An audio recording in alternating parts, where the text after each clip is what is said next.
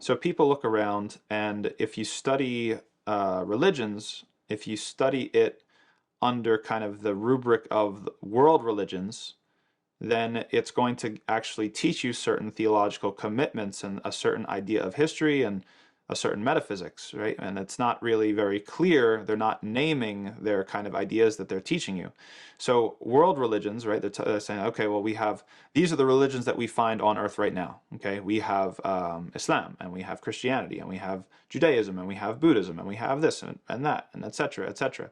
What are the metaphysics behind organizing these sorts of communities or these sorts of traditions in this way, world religions?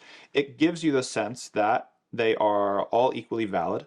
It gives you the sense that they are generated by human beings in the first place, and it gives you the sense that that human beings are the ones who get to kind of human experience is the ultimate criteria for what is a religion and what isn't, right?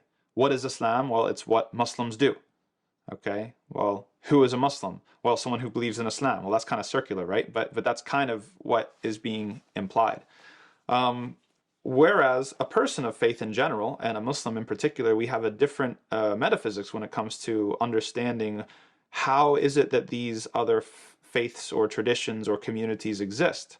Okay, and so we have, rather than sort of an evolutionary model of history, which imagines that people started believing in idolatry and kind of crude animism, and then evolved towards like more sophisticated forms of polytheism, and then evolved after that to monotheism, right? And that's kind of along the evolutionary model.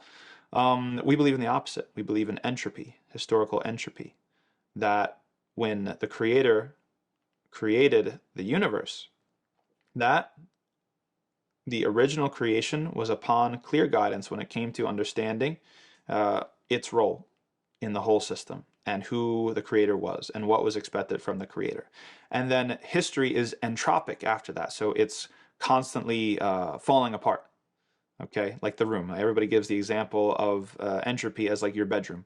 Okay, you clean it, and then how easy is it that it gets dirty again and disorganized? Well, the tendency is for it to get disorganized, and then you have to actually input energy in order to put everything back in its proper place, right?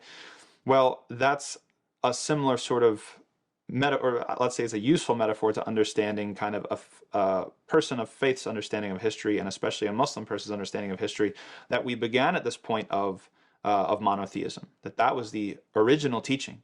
That was the original authentic teaching from the Creator, because religion, for a person of faith, is not something generated by me and you.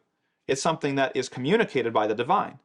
That religion is how the divine wants us to be, how the divine wants us to interact with this world. How does the divine want us to regard the divine, right? And we believe as people of faith that the divine entity gets to decide that, not me, not you, not anybody here, opinions, whatever, right? And so revelation is this communication of what does the divine want from us or for us, okay? And then history is entropic, okay? So people fall away from that ideal, and then they require activation energy to be inserted so that they come back up to that ideal. That's prophethood, the divine sending prophets. And then people kind of come back around, and then the prophet dies or he's killed or something happens, and then people fall off again. And we kind of have this cycle, right? But we're moving perhaps like as we get closer to the day of judgment, because most people of faith believe in some sort of end, some sort of day of judgment, it gets more and more entropic, especially since as Muslims we believe that the Prophet Muhammad sallallahu alaihi wasallam was the last prophet. So there's no more cleaning up the room, right? The entropy is only going to continue. And maybe there's the mujaddid, right? There's the person who's like the reviver of the faith that comes every 100 years that kind of like cleans things up a little bit. But in general, that entropy is going to continue happening until things get worse and worse, until the day of judgment, which is why something like progressivism or a progressive idea of history is very alien to people of faith and to Muslims, or at least Orthodox Muslims in general. This kind of what I would call a delusion that we are just progressing more and more and more as we go on. More and more freedom, more and more prosperity, more and more happiness, more and more technology.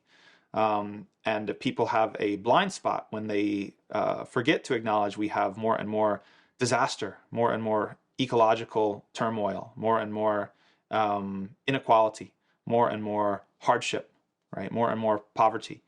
And so to a person who has a progressive theory of history or an evolutionary model of history, it's hard to reconcile these facts.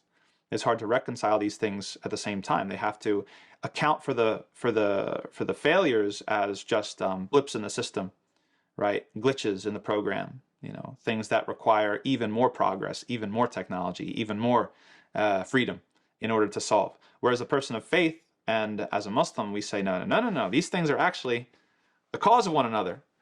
This so-called freedom that you're progressing in, the freedom to do whatever I want, right? Which is not freedom at all. It's actually slavery to yourself.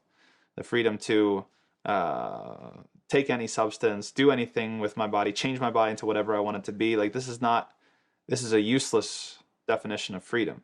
This is actually servitude in the guise of freedom. And it is actually part and parcel of the ecological destruction that we find, and the inequality that we find, and the depression and the psychological fragility that we find.